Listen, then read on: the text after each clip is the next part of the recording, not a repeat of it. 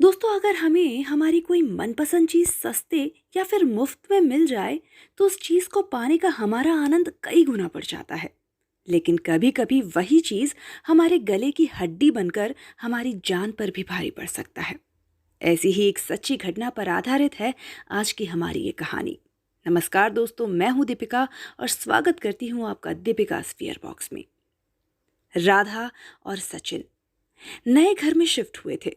घर fully furnished था। दरअसल सचिन का ट्रांसफर इस नए शहर में हुआ था और उन्हें घर की तलाश थी। फ्लैट में जरूरत का हर सामान था।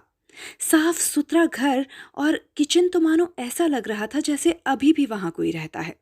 लेकिन फिर भी उस घर में कुछ तो था जो राधा को खटक रहा था। उनके फ्लैट में शिफ्ट होते ही समय ब्रोकर वहां ज्यादा देर तक नहीं रुका और जल्द से जल्द वहां से चला गया। इसीलिए राधा ज्यादा पूछताछ नहीं कर पाई। राधा को बहुत से हेल्थ इश्यूज थे, इसीलिए वो अपने लिए एक अच्छी बाई की तलाश में थी जो खाना भी बना दे। सब कुछ जमा जमाया था तो उसने किराने के सामान की लिस्ट बना ली और उसे फ्रिज पर चिपका कर सोने चली गई।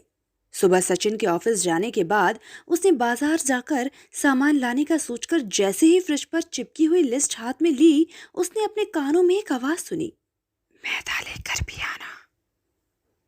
उसे लगा शायद उसे कोई वहम हुआ है। सो जाने की गड़बड़ी में उसने ध्यान नहीं दिया। वापस आकर उसने देखा कि घर के बाहर एक अधेड़ उम्र की महिला उसका इंतजार कर रही थी। उसने कहा कि वो काम वाली बाई है और एक कुक भी है, लेकिन कपड़ों से वो कहीं से भी काम वाली बाई नहीं लग रही थी। पर न जाने क्यों राधा ने बिना सोचे समझे उसे काम पर रख लिया। शीलताई अब वहां रोज खाना बनाने का काम करने लगी। उसके हाथ का खाना खाकर दोनों ही बहुत खुश रहते। बस उनकी दो बातें थी जो राधा को खटकती थी। पहली कि शीलाताई को कुछ कहा हुआ या उसके खाने में नुक्स निकला हुआ बिल्कुल भी अच्छा नहीं लगता। कभी गलती से भी उन्हें कुछ कह दिया तो वो इतनी बुरी घूरती थी कि मानो सामने वाले को खा ही जाएगी। और दूसरा, उनका किचन में खाना बनाते समय किसी से बात करते रहना। अक्सर वो बड़बड़ाते हुए ऊंची आवाज में किसी को एक डांटती रहती। अब दिन पर दिन शीलाताई का किचन के साथ घर के अधिकतर मामलों में हस्तक्षेप होने लगा था। सचिन का भी शीलाताई पर विश्वास बढ़ता जा रहा था, क्योंकि दवाई की धुंध में राधा घर की ओर ज्यादा ध्यान नहीं दे पाती थी और अब सचिन की सारी चिंताएं दूर हो गई थी। मगर राधा को अब उस घर में, खासकर किचन में, बहुत सारे डरावने अनुभव होने लगे थे। एक दिन उसने किचन में एक पूरी तरह जली हुई महिला को देखा जो उसे देखकर घूर रही थी। उसके कुछ दिन बाद फ्रिज के पास रोते हुए बैठी हुई इस जख्मों भरी महिला को देखकर सचिन और शीलाताई दोनों ही घबरा गए। शीलाताई ने सचिन की बातों को अक्सर हंसी में टाल दिया। उस दिन शीलाताई की हंसी उसे विचित्र सी, खुन्नस सी भरी दिखाई दी, जिसे उसने अंदर तक डरा दिया था। अब तो शीलाताई समय से पहले आती और रात को ही घर जाती थी, मगर राधा को भी शीलाताई का बर्दाश्त करना मजबूरी हो गई थी। एक दिन तो बात हद तक पहुंच गई। सब कुछ एक बहुत बुरे और भयानक मोड़ पर आकर खत्म हुआ। उस दिन राधा किसी तनाव में थी और उसकी शीलाताई से किसी बात पर कहा सुनी हो गई। फिर क्या था, देखते ही देखते शीलाताई का अवतार ही बदल गया। वो जोर जोर से चीखने लगी। उसकी आंखों और चेहरे में गुस्सा आ गया।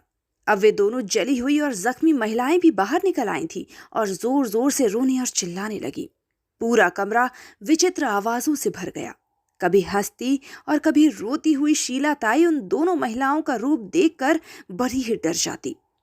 राधा भी स्तब्ध होकर उन्हें देख रही थी। काफी देर तक यही चल रहा था, लेकिन कुछ ही पल में शीलाताई अचानक राधा के पास आई और उसके गले को पकड़ लिया। फिर किचन में ही उसे पंखे से लटका दिया। ऐसा लग रहा था मानो राधा ने सुसाइड किया है। सचिन सहित सभी ने इसे बीमारी से तंग आकर की गई आत्महत्या माना। सचिन के वहां से चले जाने के बाद अब उस घर में शीलाताई और उन दो अन्य महिलाओं के साथ राधा की आत्मा भी रहती है। दरअसल ये घर शीलाताई का ही था। उनकी मृत्यु भी इसी घर में हुई थी। उनकी आत्मा इस घर को ना तो छोड़ना चाहती थी और ना ही किसी को इस घर में रहने देना चाहती थी, खासकर अपने किचन में। जिसका भी हस्तक्षेप होता वो इसी तरह सभी को जलाकर या कभी किसी की जान लेकर मार डालती।